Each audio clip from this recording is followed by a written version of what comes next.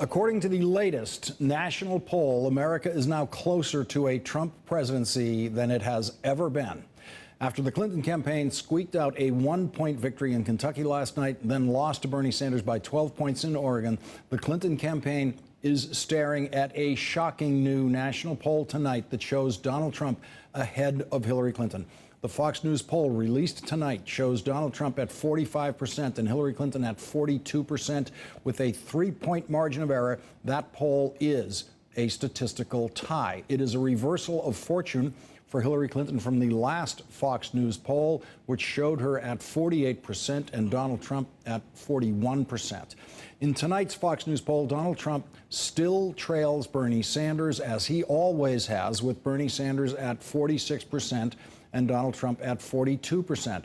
If the Fox News poll results are duplicated by other reputable polls, the Clinton campaign will be in full-on crisis mode, because Hillary Clinton, as a candidate, has never been able to reverse a polling trend in any of her campaigns. In her first Senate campaign in New York, Hillary Clinton polled at 56% a year and a half before the election, with her opponent Rick Lazio then polling at 23%. On Election Day, Hillary Clinton won with 55% of the vote, and Rick Lazio had gained 20 points to 43% of the vote. In other words, over a year of campaigning and $30 million spent, it did not change the minds of more New York voters in favor of Hillary Clinton. She simply held on to her original large lead as her opponent narrowed that lead. In her second Senate campaign in New York, Hillary Clinton polled at 67% a year before the election, and on election night she won 67% of the vote against a totally unknown Republican named John Spencer. A year of campaigning then and $36 million spent did not turn any more voters in favor of Hillary Clinton. In the fall of 2007, Senator Hillary Clinton was polling 33 points ahead of Senator Barack Obama in the ABC News Washington Post poll of the Democratic presidential campaign. Senator Clinton's poll numbers went straight down from there for months, and by the beginning of January, Hillary Clinton had only a 5-point lead in that ABC poll. By the end of January, she was tied with Barack Obama in a CBS poll. Then during February, Clinton and Obama traded leads in the polls until late February, when Barack Obama opened a small lead over Hillary Clinton, which then became a double-digit lead, a lead that rose above 20 points in some polls toward the end of the primary season. The polling history of Hillary Clinton indicates that she needs an enormous lead in the polls in order to hang on and win in the end. And 2008 showed that a 33-point lead wasn't enormous enough against Barack Obama. Tonight's Fox News poll is just one poll. I'm going to say that again. Just one poll. But the Fox News poll historically does conform to the basic findings of other major polls. If the Fox News poll is an accurate snapshot of the electorate at this time, it contains some devastating internal information for the Clinton campaign. On the question of, are the candidates honest and trustworthy, Hillary Clinton actually does worse than Donald Trump. 66% of voters say Hillary Clinton is not honest and trustworthy.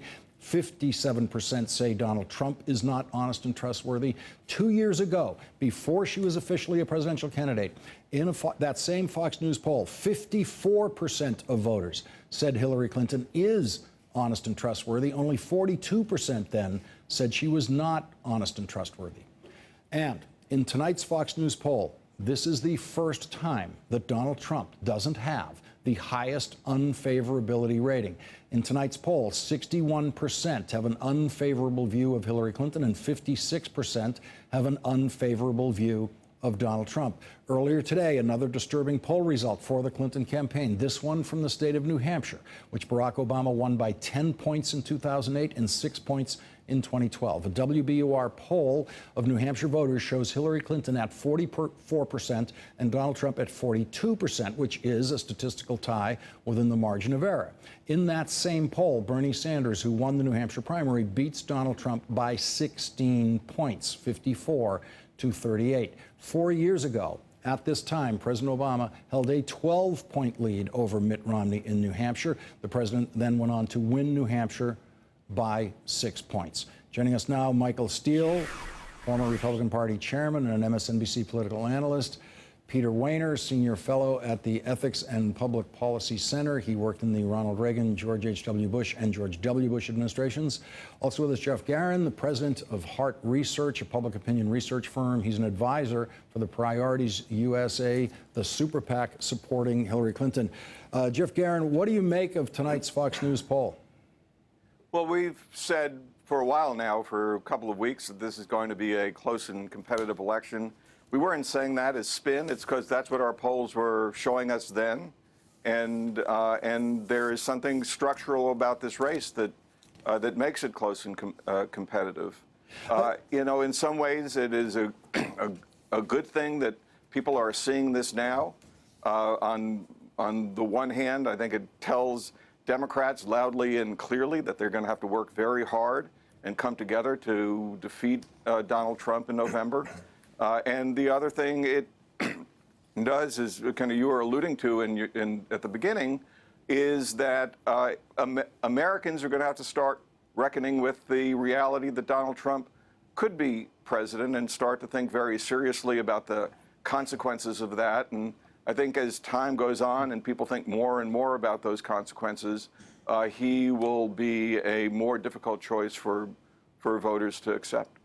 Michael Steele, again, just the parentheses, it's just one poll. Right. But when you look at the way the polls charted in 2007, in Hillary Clinton's last presidential campaign, just one poll became many polls.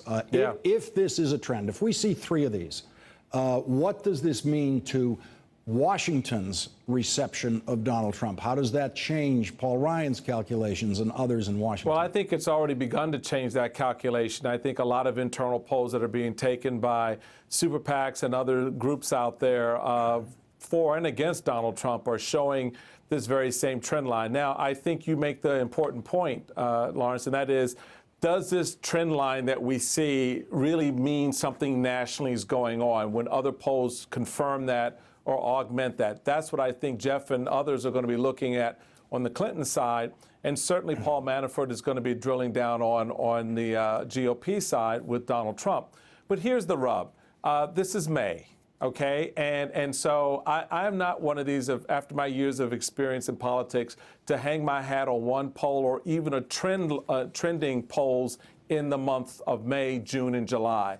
I'm really looking to see where we wind up post-nomination, post-convention, late August, certainly Labor Day. That window kind of gives you a trend line to Jeff's point of how the voters begin to really settle down on this race. It's important now to get everybody geared up for what's to come. But I don't think you're going to, end or run away excited when you see these polls because of what they're saying right now. Peter Wehner, 8 years ago in May, Barack Obama 3 points ahead of John McCain. 4 years ago in May, Barack Obama 3 points ahead of Mitt Romney. May certainly told the story then of what was going to happen in November.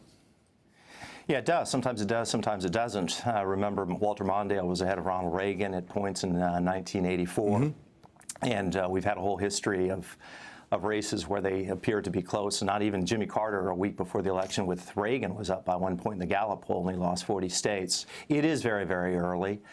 Look, I'd say a couple of things. One is that there are real structural advantages, I think, to the Democratic Party. Any Democrat. Democrats are winning national elections. They have huge demographic advantages in others.